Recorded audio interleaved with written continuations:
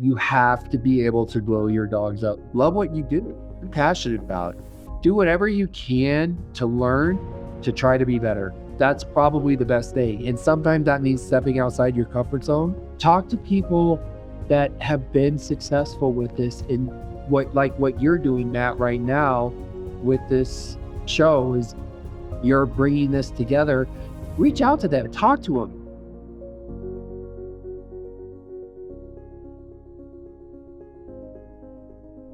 Welcome to the Better Breeder Chronicles, brought to you by Easy Whelp Premium Whelping Boxes. Elevate your breeding program with Easy Whelp. In today's episode, we will visit with Colton Johnson of Bugaboo Old English Sheepdogs. Located in Colorado Springs, Colorado, the Johnsons are multi-generational breeders of many of the most accomplished Old English in breed history. Colton's parents, Doug and Michael Ann, bred Bugaboo Old English Sheepdogs for several decades. And Bugaboo today is now a family affair with Colton, his wife Heather, and their children Taylor, Cameron, and Dawson. Bugaboo has bred several Westminster Herding Group 1 winners, including the 2013 Reserve Best in Show winner, Bugaboo Picture Perfect, or Swagger as many know him, the top winning Old English in breed history. And Bugaboo isn't slowing down. The Johnsons are having another banner year, being awarded the Purina Dog News Breeder of the Year. Their current special, Bugaboo Give Me S'more, is the #1 herding dog in the country at the time of this filming, and Graham recently placed second in the herding group at Westminster Kennel Club. And even more special, the Johnson's daughter, Taylor, won Best Junior Handler at Westminster. Within the purebred dog community, as well as their own community of Colorado Springs, they are widely respected for their generosity with their time, resources, and bloodstock. They are collaborative dog breeders who understand the value of investing in their fellow breeders. Join me now in welcoming the master of Bugaboo, Colton Johnson. Colton, welcome to the podcast, and thank you for sharing the Bugaboo story with us today. So, unlike some breeding programs, Bugaboo actually goes back many decades and several generations of humans as well as dogs. If you would, take us back to the beginning of Bugaboo. How did it begin? So Bugaboo Kennels originated with a woman by the name of Edie Shields, and she originated that in the 60s. She was breeding Old English Sheepdogs. She lived in Canada, hence Bugaboo. And she moved down here to Colorado where my parents met her. And my parents had purchased a few Old English Sheepdogs before they purchased their first Bugaboo Old English Sheepdog with not much success, the quality of the sheepdogs, the health of the sheepdogs. How it all came about is my mom it was her lifelong childhood dream dog. And so my dad went and got their first Old English Sheepdog out of a newspaper, and didn't pan out quite to what they were looking for. And my mom met Edie Shields at a dog show and purchased their first sheepdog from her and started breeding Old English Sheepdogs in 1976. That's when they first got involved with Bugaboo. Edie Shields, unfortunately, was diagnosed with Parkinson's, and healthcare was more affordable in Canada and for what she was doing. So her and her husband, John, decided to move back to Canada. And she called my parents and she said, I want you guys to come up to my kennel and I want you to pick out anything that you guys want. They're yours. I can no longer breed dogs. And so my parents did that. They went up, and she had every expectation of my parents starting their own kennel name. But my parents, being good-hearted people, that were like, if we're going to do this, we're going to continue on with Bugaboo. And so, yeah, it was really cool. And so they did that and they continued on with Bugaboo. And here we are 49 years later and still running with Bugaboo. How many dogs did they end up taking from that program for their own? And they took 3. 3 dogs. They took a male, or they took 2 bitches and 1 male. And I'm guessing most of what you have today trace back to those 3 dogs? Yeah, they do. It's pretty cool. And this may predate, your breeding activities with Bugaboo, but can you kind of explain, what did your parents do with those dogs? I mean, what were they looking to, just continue a type? Were they looking, to, and expand a bloodline, expand a gene pool? What were their first steps to, kind of put their mark on Bugaboo? The original Bugaboo dogs were really good movers, really good sound dogs, but they needed a little more substance, a little more bone, a little more tight. So that was my parents' goal, is to try to combine that all in one, right? Which sometimes you have success, sometimes you don't. You try to plan breedings and you look at phenotypes and genotypes and it all looks great. And then you do breedings and it doesn't quite pan out for what you're looking for. But they wanted to establish a set type and, a dog that can serve their purpose, fit the standard to the best of their interpretation of the standard, but not lose the functionality of the dog and not lose the soundness and the ability to go out and be a true herding dog and be able to cover maximum ground with minimum steps and at the same time carry what they were looking for in the substance and the type. So, they did a lot of different breedings.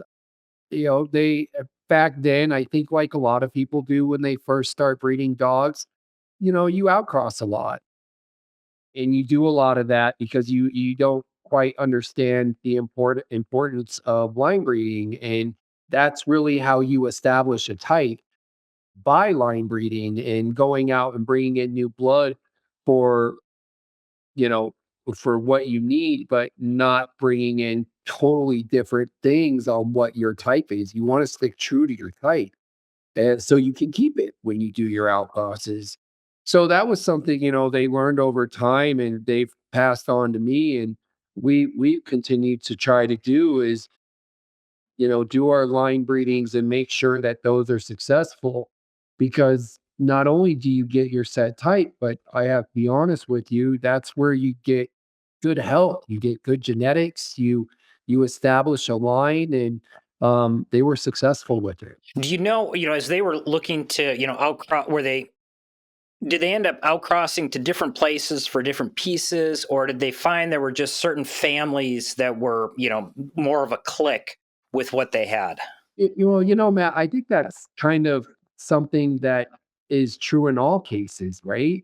I mean, you go out to breed to a dog and you think it might be okay, and it's nothing wrong with your bitch and there's nothing wrong with your dog. It's just not a good click. Or you go out to a certain line to get a certain thing and you don't get it. So it's a little bit of a gamble, but when you do it long enough, you do start to find those things. You do start to find what lines mix well with your line and where you can go to get certain things that you may need. And establishing those partnerships with other breeders that have their line is extremely valuable in breeding dogs, because you don't have to go there just once. You can go there multiple times. A few generations down, they go and do a couple of their own breedings. You go and do a couple of your own breedings. Sometimes they do some different outcrosses and you do some sweet or different outcrosses. And then together you can come back together and you can make sweet batches. Fellow breeders, see what your breeding program has been missing with Easy Whelp modular whelping boxes. From the durable Easy Classic design to the spacious Easy Classic Tall, Easy Whelp sets a new standard for premium design and performance. Their innovative models are developed for simple setup and maximum safety, with features like integrated safety rails to protect your next generation. The smooth, hygienic surface allows for quick wipe downs to maintain a sanitary environment. The new windowed wall option provides the next level of safety, confidence, and convenience. No tools are required for assembly, which comes in handy if time is short in those critical moments. Elevate your breeding program today. Visit easywhelp.com. So let's transition a little bit and start talking about you. For many kids growing up in a dog breeding family, there may not be the novelty that attracts them and keeps them in the sport. I know we have two teenagers, grew up at dog shows. They're a huge part of our puppy rearing process. They could care less about going to another dog show. For you, What was it that kind of set the hook with your passion and made you want to breed Old English just like your parents? That's a great question, and I actually, I like telling the story, so I'm glad you asked it. When we were kids, I didn't I went to the dog shows, I helped take care of the dogs. I love that aspect of it. I love helping in the whelping box and with the puppies. My parents owned 2 large boarding facilities, boarding, grooming, training facilities also. So it wasn't like we just bred dogs as a hobby. Dog, yes, it was our hobby, but my parents' professional life and my professional life now is still dogs and taking care of them. So I did that when we were younger. I didn't show the dogs. I played sports. I was big with football, and I have 4 older sisters, and my sisters were the ones that showed the dogs. And when I was about 18 and I had graduated high school, I was going to college, and I was also doing the dog training at my parents' business. Did pretty well with that, did that for about 2 years, but in the meantime, I actually went and got my very first bull mastiff. That was the kind of dog I wanted, and, my parents at that point, I was 18, I was a little bit more responsible than I was before then, and that bull mastiff happened to be out of my wife Heather's family stud dog, and so when I went to the puppy evaluation to pick out my puppy, I met my wife Heather, and we became friends, and I started showing my bull mastiff, and I'm a pretty competitive person, I was always in sports, and, I liked it. I started getting more into it. My sisters started, continued to show, but they weren't going as much. My dad was going a little bit more than anybody. So I started going with my dad to a lot of dog shows, and he was still showing the Old English Sheepdogs and the Bouviers. And mind you, I mean, that we always had them as pets. I always loved the Old English Sheepdogs and the Bouviers. Always helped whelp the litters, whelped many litters all by myself before I even was showing dogs. But once I started showing, I started getting better at it. And obviously, my dad was an incredible mentor and a teacher. He took me under his wings, and I started doing more of that. And when I started doing more of that, I actually had a couple people that came up and asked me to handle their dogs professionally. I thought, why not? I'm at the dog show. I like doing it. I like being around the dogs, and I can make some money while I'm doing it. So I started showing other people's dogs. And then my dad really started backing off of showing dogs. He didn't really want to do it for other people anymore. He didn't even really want to do it himself anymore. He just started sending his dogs with me. Well, then my wife Heather decided to move to Colorado, and we decided that we were going to try this out because at the time she lived in Long Island, New York. So she moved out to Colorado, and we were showing dogs at that point full time. And she showed a lot of the Bouviers, and I always showed the sheepdogs. And although I love both breeds, I hold them very dear to my heart.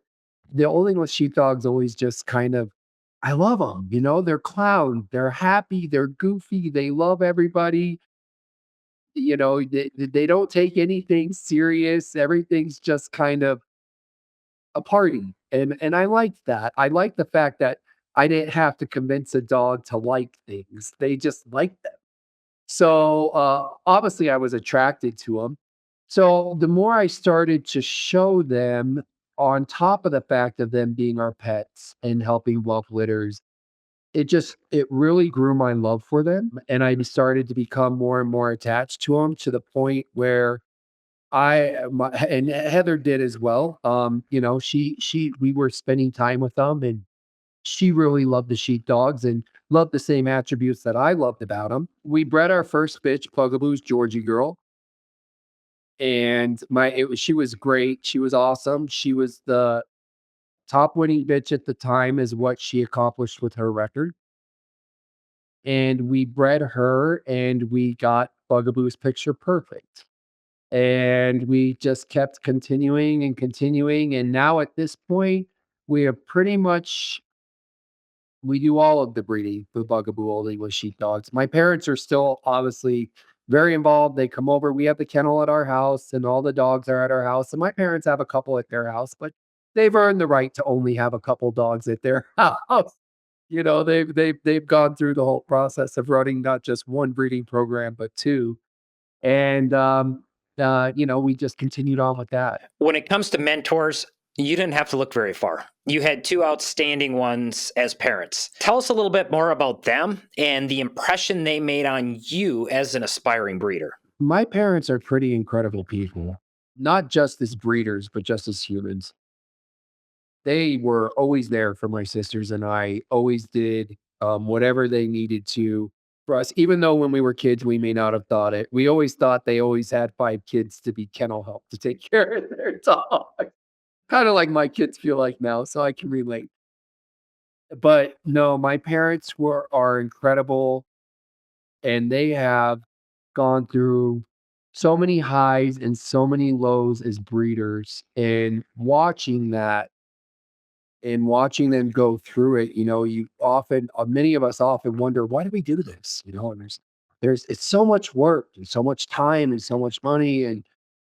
But when you see your next litter and you see how they grow and how the breed gets better, and then you place your puppies with these incredible puppy people and you see these dogs live these incredible lives, it makes it worth it. They have, fortunately for me, I am blessed the fact that I was able to grow up with that and I was able to see that and I was able to see the light at the end of the tunnel without even necessarily choosing to. So it was an incredible thing that I was able to experience. But with that came a lot of work.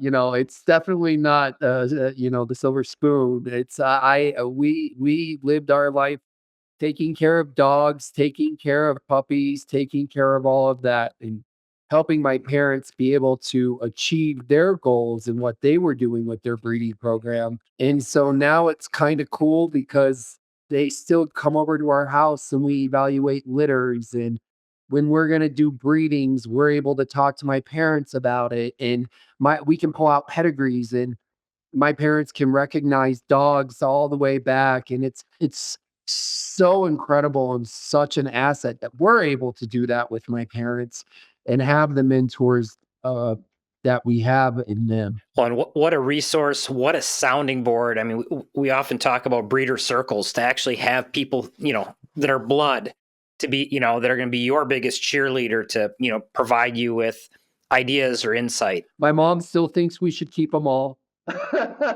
She sees all the good in every puppy that we have, and we just go, "Yeah, yeah, mom, that's fine, that's fine." And then she comes back over a couple months later, and she goes, "What happened to that puppy?" And she doesn't forget them. She remembers every quality they have. So, but it's part of it.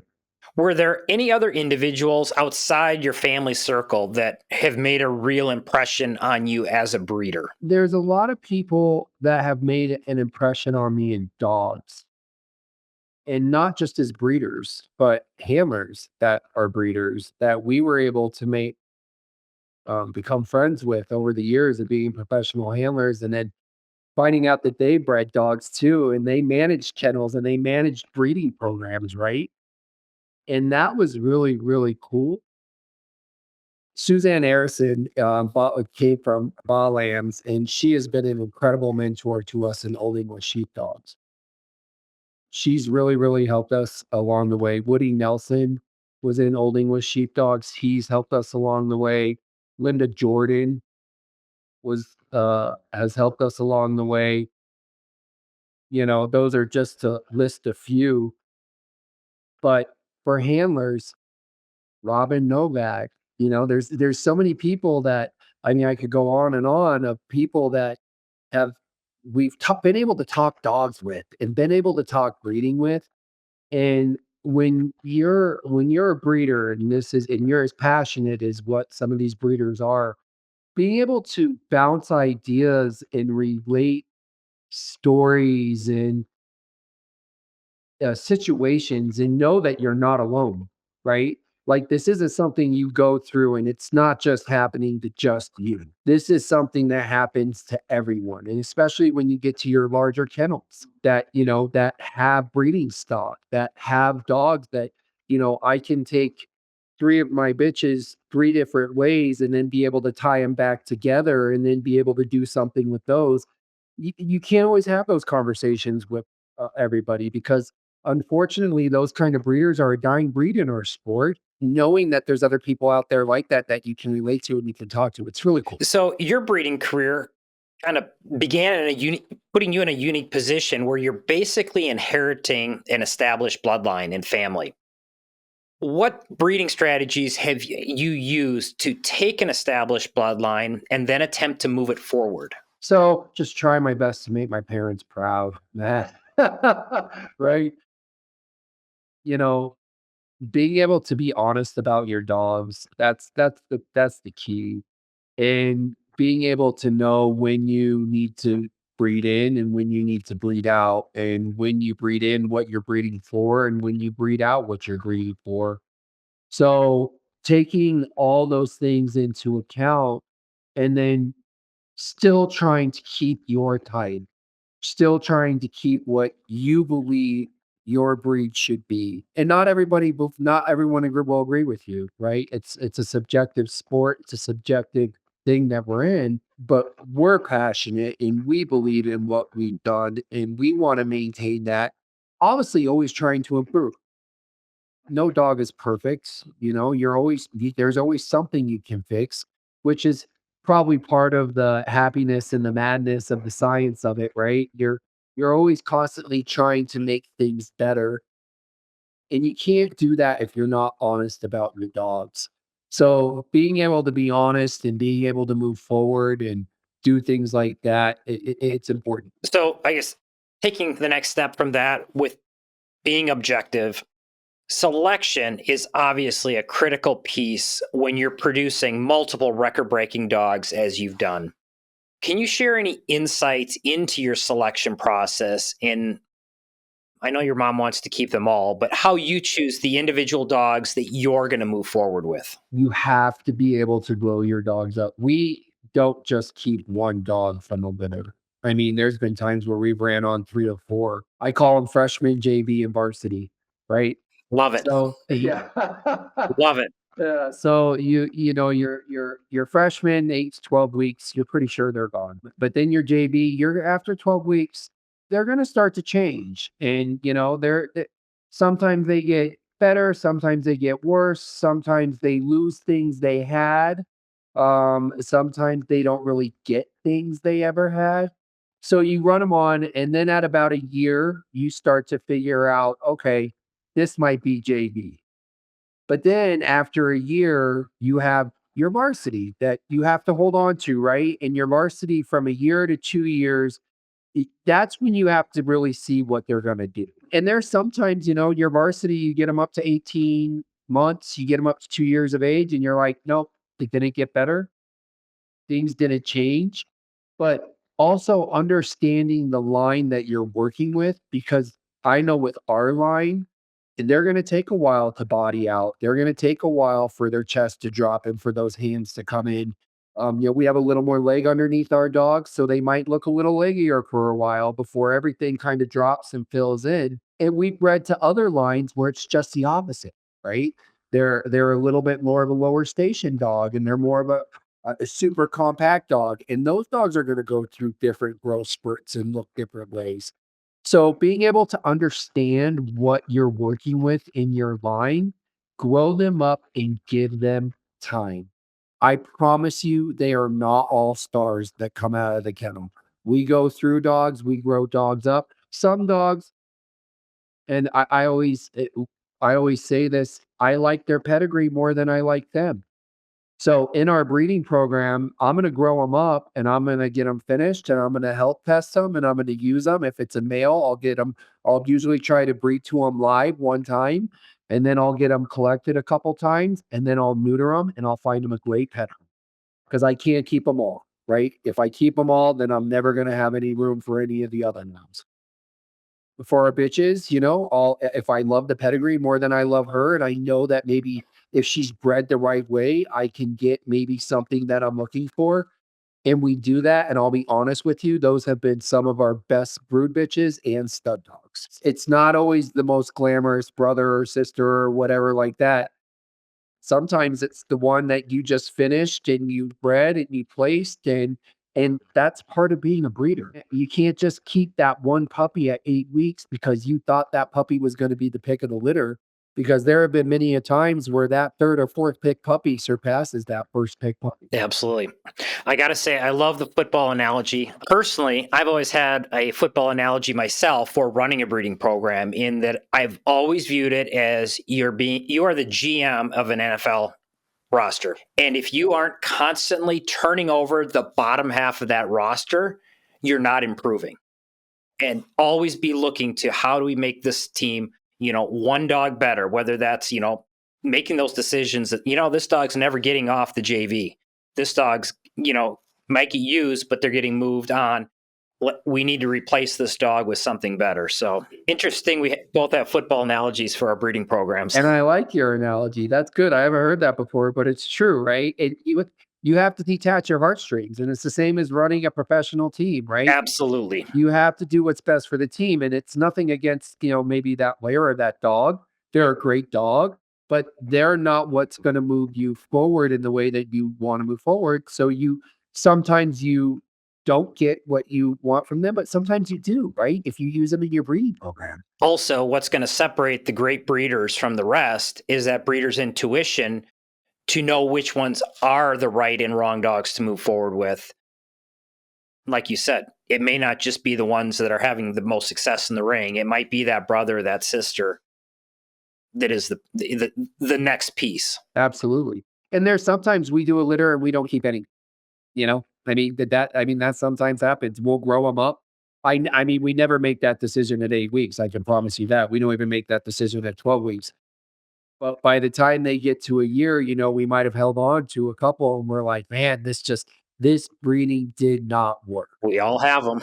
Noted, right? We note that and we just try not to do that anything with that again. But we've also done breedings, Matt, where we've bred a litter sister or a sister to another litter's brother. And then we bred that sister to that dog's litter brother. And we have gotten totally different things. So exact same pedigree, just 4 different dogs and totally opposite litters. It's pretty interesting. The Better Breeder Institute serves the purebred conservation dog breeding community. Purposeful dog breeders dedicated to the preservation and advancement of their breed. Our mission is to empower breeders through education, enabling them to transform their breeding programs and achieve their highest goals. As breeders ourselves, we honor your dedication, we celebrate your vision, and we provide you with the tools to overcome any challenge in your program. Our resources, digital courses, and services will set you apart, helping you achieve excellence in your breeding and business practices. At the Better Breeder Institute, we're committed to preserving the legacy and protecting the future of purebred dogs.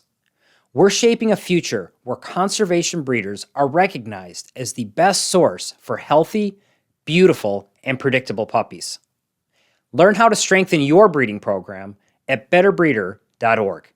So I would like to learn a little bit more about your most notable dogs and what's made them special. Obviously, you've had a few that are household names, but who are the dogs that have made Bugaboo what it has become? Bugaboo's Big Pup Daddy. It was a dog that my dad showed, and he won the national with, and he was a really great dog. And then there was Bugaboo's Big Resolution, and he won the group at the Garden and was an awesome dog, really cool dog, number one hunting dog as well. He had 64 besting shows. And then there was Bugaboo Georgie Girl, who, in my opinion, right now, all of our great ones, that's the one. She's the one that's behind all those dogs, which I absolutely love because she really meant a lot to me. She was a great dog. And then she produced Bugaboo's Picture Perfect, who is Swagger. A lot of people know Swagger. He is the top winning Old English Sheepdog in the history of the breed in the world. He won the group at the Garden twice. He won the group at Florida. He was best bred by, and ended up being number 2 all breed, but only to Matisse, the Portuguese water dog, who is the top winning male in the sport of dogs, just behind the speak. So I'll take that. I'll take it. It was a fun year. We went back and forth a lot. And then we had Blue Mountain, blame it on Bugaboo, who was Pelsa. And Blue Mountain was Pam Henry. And I didn't mention her and people that helped mentor me. And I can't believe I didn't. Probably more so because we considered her a partner. She was one of those people that she had her line, we had our line. She would do her thing, we would do our thing.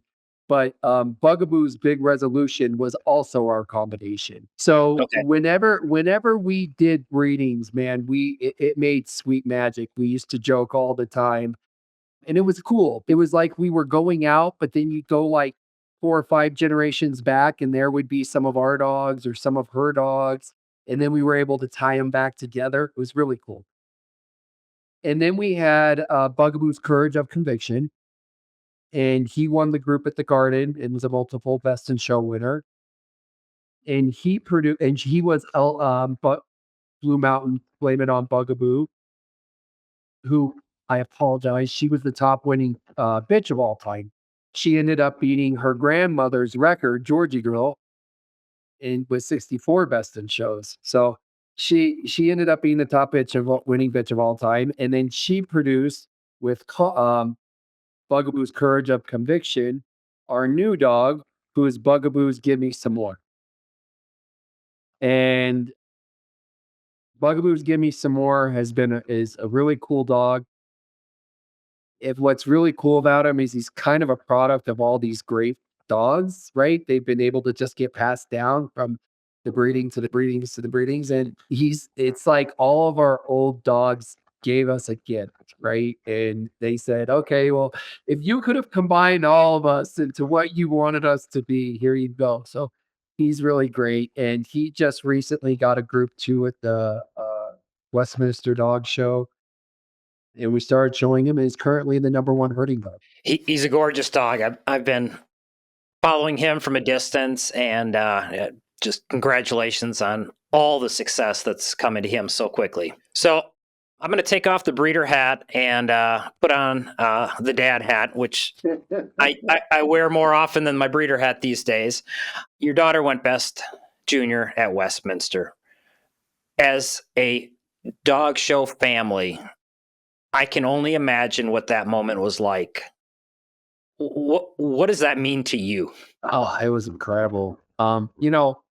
That was probably one of our most memorable wins at Westminster, with all the wins that we had there and the fortunate to have there, because we were just so proud, right? We bred the dog and the handler.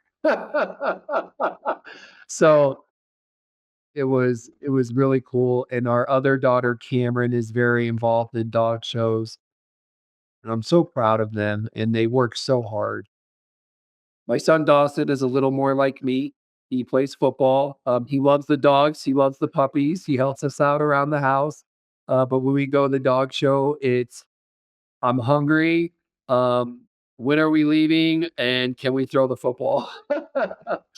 But he loves it, and he's great. And That sounds like my son. yeah, being able to make memories with your children, like a memory like that, like Taylor going best junior at Westminster, while we're enjoying our passion. This is what we do as our hobby. This is we love this. We put all of our being into it. And to be able to share that with your kids, it makes it a totally different experience. We no longer handle other people's dogs. We only show our own dogs. We go to dog shows with our kids and their dogs and our dogs. And we have fun. We go to dinner, we get to do things, we get to make memories at the dog shows. And the fact that my 2 teenage daughters wanna hang out with their dad on the weekend, I'm never gonna turn down. I'm jealous. It's That's a not good high on thing. my daughter's list right now. It's a good thing. It's a good thing. So, beyond the breeding program and all the success in the ring, you're having a really, or leaving rather, a really large footprint in your local community both with your dog training and daycare facility, but also your service dog program. Can you tell our viewers a little bit more about those ventures? So in 2021, my wife and I opened up our new facility for under the sun dog training and daycare, which is a part of my family's business. We have 3.5 acres that sits adjacent to my dad's mom's boarding kennels and grooming shops. So between all of our properties, we sit on 15 acres. But my wife and I decided to open the daycare and the training center. It's a 22,000 square foot building. It was always a dream of my mom's. Always want to make sure mom's dreams get fulfilled, to have a building on the property where we could hold fun matches and do things like that. And so when we went to expand and do this addition, it was kind of like a goal of mine to be able to make that dream a reality for her. So we opened up, like I said, a 22,000 square foot facility. It has a 12,000 square foot indoor turfed arena, and we built it where we're able to have small specialties. We can have fun matches. We can have obedience and rally trials. We can have agility trials.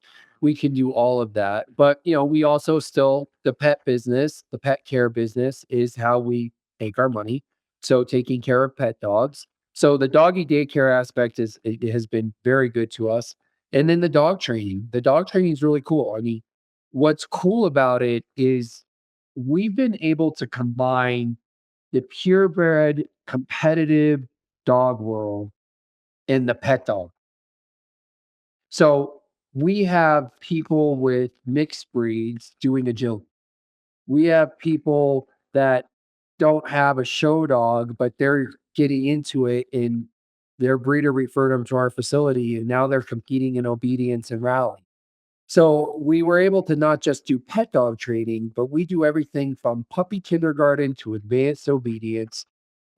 We do competitive obedience, we do rally, nose work, agility, fly ball, everything under the sun, hence the name. So we were able to bring those two together, which has been awesome because, like I said, we do hold events where we're bringing the two communities together and it works. And I think that's important for us to do as purebred dog people is to embrace the entire dog community. Because if we don't embrace the entire dog community, we're going to lose that battle to all rescues who think dog breeders are nothing but puppy mills. And we're not. We're good people. We're ethical. We care about our breed and we have our own rescues and we help with those rescues and they don't even know that. And so we're able to educate these people and do things. And before you know it, they're buying a purebred dog puppy because that's they see that it's not a bad thing and we're not the menace that we're painted out to be. So that's been really cool. One of the questions I wanted to ask you then as a follow up, and you just basically started to answer it there, is with these local ventures and programs, the opportunities that you actually have to evangelize, if you will, the value of purebred dogs to the general public. Absolutely.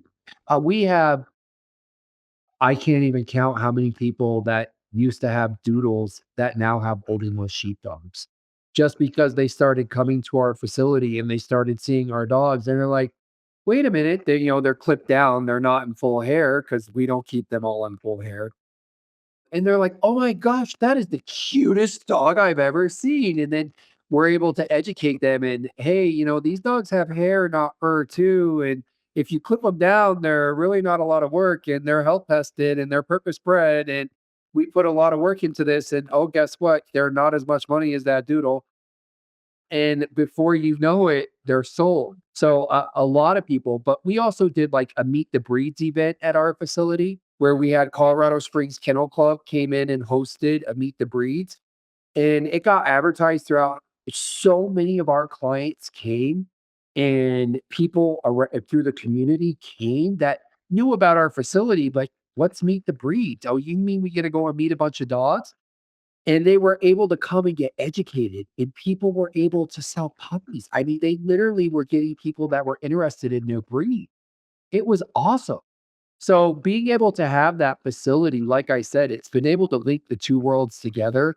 And I think it's been a benefit. There's one local story I'd love for you to share, and that's your involvement with the Fountain Police Department, a city outside of Colorado Springs. Can you tell us that story? Here, a friend of ours, she called us and she said, Colton, I have a friend. She's on the Fountain Police Department. She's going to get a therapy dog for the Fountain Police Department, and she's getting a doodle. And she doesn't need a doodle, Colton. She needs a sheepdog. And I said, okay, well, shoot her my number and I'll talk to her. So she did. Shayna Marshall, she's awesome. She's become a very good friend of ours. And she is a sergeant at the Fountain Police Department. And she winks, came in and started meeting our dogs. She was gonna go get a doodle because there was a breeder that was offering to donate a dog. And she came and started interacting with our dogs. And she said, Colton, the department doesn't have money to buy this dog. I was like, I don't need money for a dog. I had a young JB male. His name was Hulk. He was awesome. He had an incredible temperament. Wasn't quite what we were looking for moving forward in our breeding program. And so I introduced her to him and she fell in love right away. So the purpose of the police department bringing in a therapy dog, and Shayna refers to this the best way, and I'll give her the credit for this. They wanted to soften the badge. When you think of a canine unit officer, what do you think like of the shepherd or the Malinois? They're going to bite you and they're going to take you down, and that wasn't the image they were trying to portray. She wanted to be able to go in to schools and be able to go into stressful situations where people were lost and it not be, oh my gosh, here comes the police officer with the dog that's going to come and take the person down. It's here comes the police officer that is coming to offer support to us in this tragic situation. And he has become a local celebrity. Well, Shayna was in a car accident before she got home. And her and her family were hit by a drunk driver. And she lost one child and almost lost her she lost her one son and almost lost her other son. It was a pretty traumatic experience for her. And so lo and behold, Hope wasn't just her therapy dog. Hope was her service dog. I mean, Hope provided more, and she didn't even quite realize it until she got it. And she said, Colton, I never realized how much I needed this dog. He helps me get through my day to day, not just for work, but what I've experienced and what I've gone. So Hulk is now a part of our organization, Sunrise Service Dogs. And he is not just Fountain Police Department sworn in canine officer, but he is also Shayna's Sunrise Service dog for herself. So pretty incredible story. And we currently have three Old English Sheepdogs and Sunrise Service dogs. So Colton, I'm going to ask you to get a little retrospective here. As you think back, over the many decades of Bugaboo Old English, what do you feel is the most notable accomplishment of the breeding program? I'm just gonna have to go with the first thing that comes to my mind. That's my parents. You know, that like they took a breeding program and they made it better, and then they were able to successfully continue it on. And I hope I can only be as lucky to be able to do the same thing. So yeah, I would love to say it's the dogs because I know it's all about the dogs, but none of this would have been possible if it wasn't for them. They them making the decisions that they made, them going through the heartache that they went through, everything that we talked about before. Bugaboo Kennels, them going and picking up those dogs from Needy Shields and saying, "We're gonna continue on with Bugaboo." That was all their decision. That was all them. So I have to say Doug and Michael Ann Jones. Are you preparing for your first litter? Or do you want to outfit your whelping room in style? If so, check out whelping bundles from Easy Whelp. The Easy Whelp Starter Pack includes a modular whelping box, heating combo, and reusable pad. Step up to the Essentials, Pro, or Elite bundles to add a variety of premium whelping necessities and accessories. Ensure your whelping operation is world class with Easy Whelp bundles. Visit easywhelp.com today. One thing that is very clear about you and your family is your willingness to invest in others and in other breeders, sharing your time, knowledge, and bloodstock. One thing we emphasize is the need for breeders to shift their mindset to begin viewing their fellow breeders as partners and collaborators instead of competitors and rivals. You kind of touched on that concept a little earlier with one of your answers, but what are your thoughts on that topic? So often it's a competition, right? So it's inevitable. When you have competition, emotions get involved, and you people lose that hindsight of benefiting from each other and being able to collaborate and do what's in the betterment for the breed. Whether you like that individual or not, it has nothing to do with that. It has to do with the fact of doing what's right for the breed. I have not liked every person I have ever met in my life, but I have also worked with people that I have not liked so much in my life because that's not what it's about. It's about getting to a better place and moving forward. And I think people lose that in this, and it becomes so much of a competition that, "Oh, I would never touch their dogs," or "I would never do that," or "I'm gonna breach my friend's dog because they're my friend, and that's just, they have a nice I like them, and their dog's really friendly, and I love hanging out with them in the hotel room." And they're not making rational decisions. It's all going off of emotion. And we try really, really hard to not do that. I'm gonna breed to whatever dog I feel is the best dog for my niche. But not just that, but helping people and people that are coming into the breed. I've been that new young person coming into a breed. I've experienced the not so friendly and happiness. And there were many a times I said to Heather and my parents, I was like, I don't know if I can do this. It's not working to me.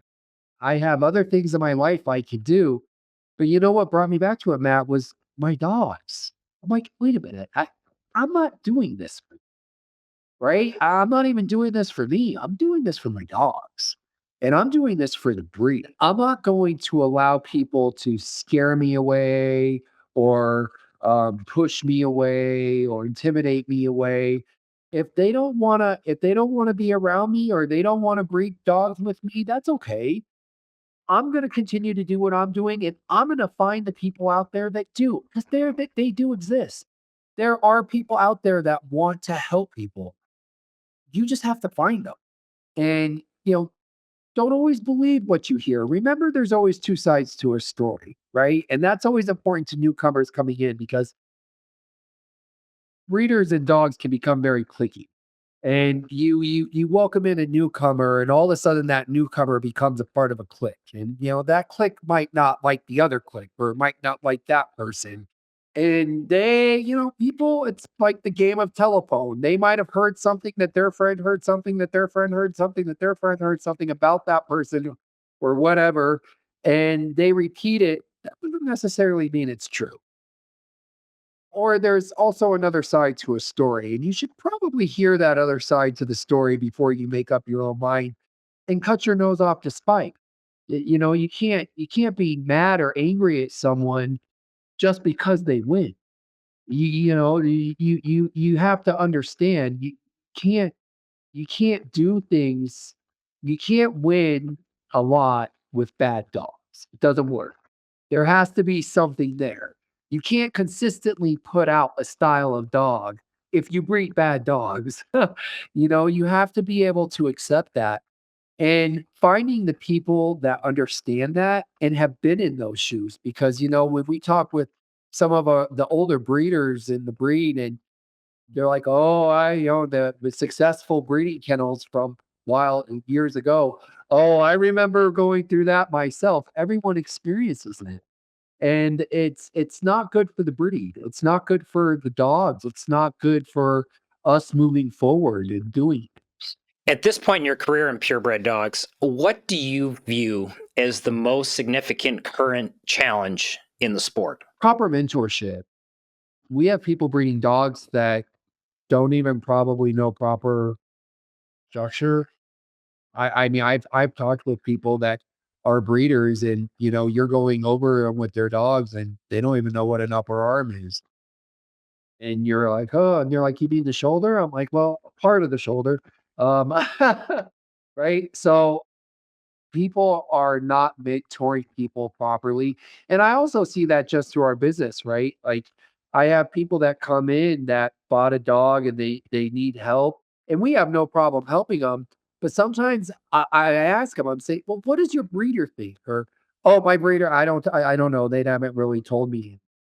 And then they're continuing on with moving forward, and then before you know it, they have breeding rights to the dog, and they're out there breeding the dog. That, proper mentorship, I think, is huge. Being able to, uh, be open with people and help them and welcome them in and educate them, we can do it, but we're small, right? It's one city, it's one place, we're one facility. We could bring people in, but if there were more places like that, if there were more people that were willing to do that and take people under their wing and say, okay, if we're going to do this, we're going to do this the right way. And whether you like co-ownerships or not, it's the fact of the matter is if you're mentoring someone, you should co-own dogs with them, in my opinion, because now you're able to help guide them in the right direction. It's a great point.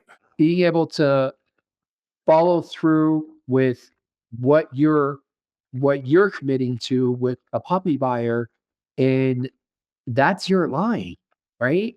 Like, I'm not just going to let someone get a dog from me and run off and do whatever they want. We have worked way too hard for that.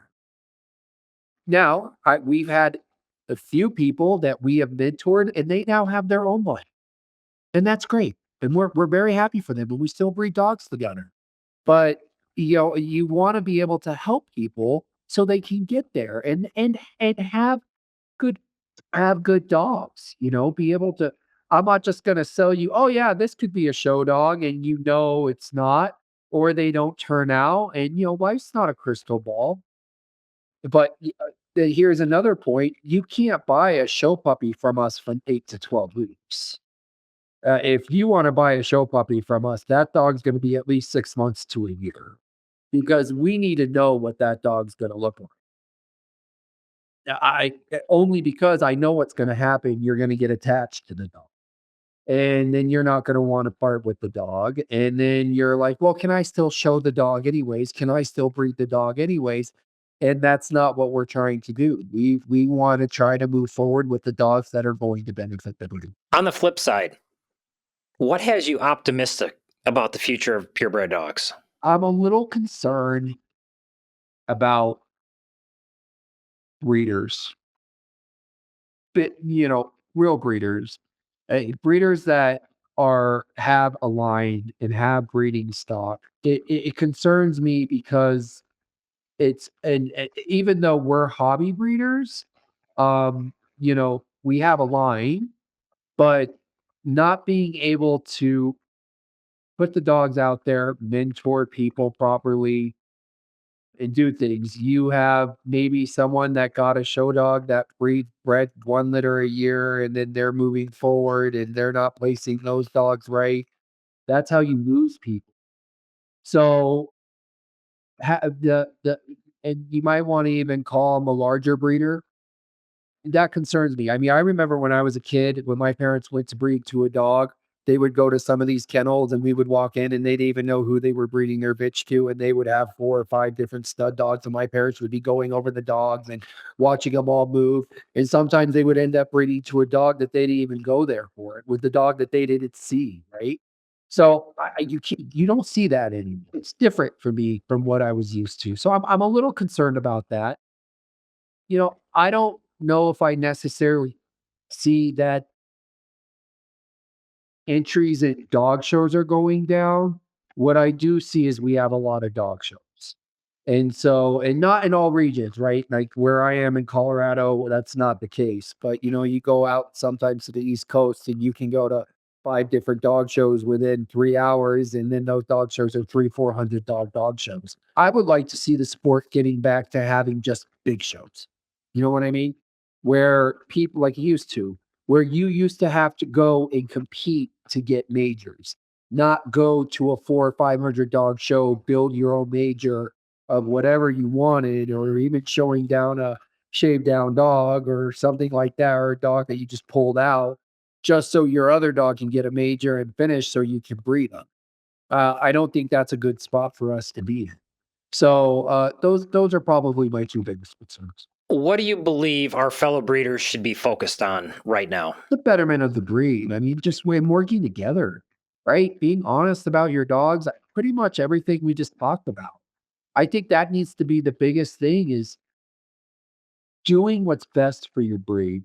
And whether that's breeding practices, whether that's mentorship, making right decisions, breeding the right dogs.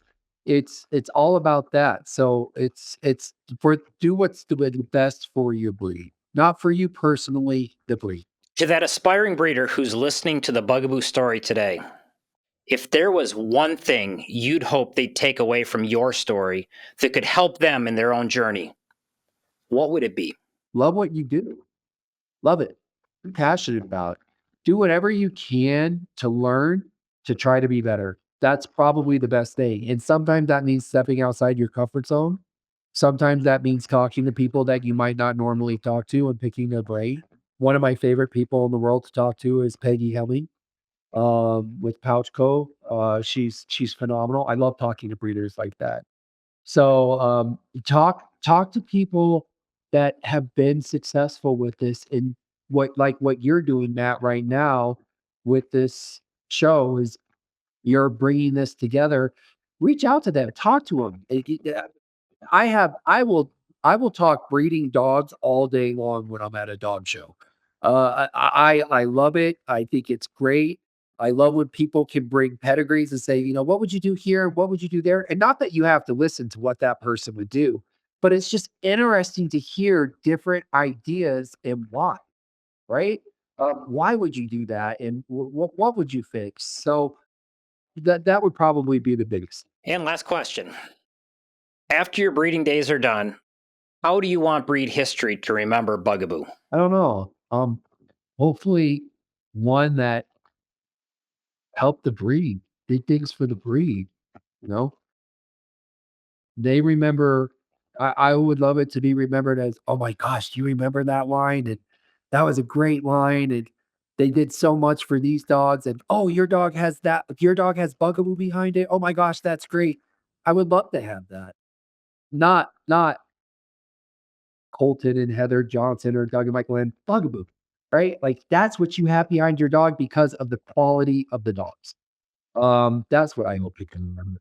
Colton, if breeders want to learn more about you and your dogs, do you have a website or where can they go? We do. It's Bugaboo Old English Sheepdogs.com. Colton, thank you for sharing the Bugaboo story with us today. That's it for this chapter of the Better Breeder Chronicles. We hope you found the Bugaboo story with Colton Johnson captivating and that it will inspire you to pursue your highest goals in your breeding program. Make sure to click subscribe so you don't miss the next episode.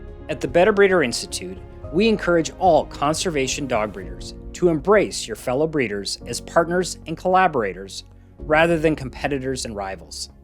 With the unprecedented challenges we all face today, successful breeding programs can no longer operate on an island. Our purebred dog breeder community must come together with everyone pulling in the same direction. This is crucial if we're going to successfully preserve and advance our beloved breeds. I'm Matt Stelter, closing the book for today. Best wishes to you and your breeding program from all of us at the Better Breeder Institute. We'll see you in the next chapter. Take care.